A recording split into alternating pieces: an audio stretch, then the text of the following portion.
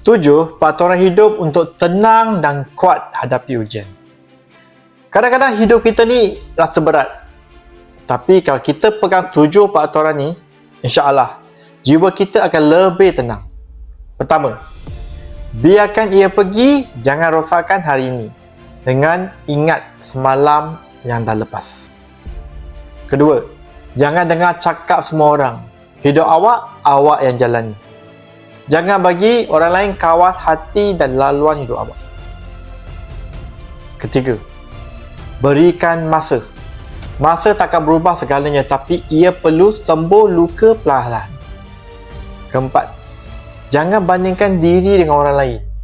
Satu-satunya orang yang patut awak kalahkan ialah diri sendiri yang semalam. Kelima, jangan terlalu keras pada diri sendiri. Tak semua benda yang awak perlu kawal.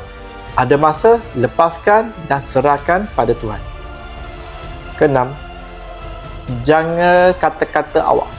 Kata-kata adalah doa dan ia bentuk hidup awak setiap hari. Yang ketujuh, senyum. Senyum bila susah, senyum bila sedih. Sebab kadang-kadang senyuman tu boleh menyelamatkan semangat kita sendiri.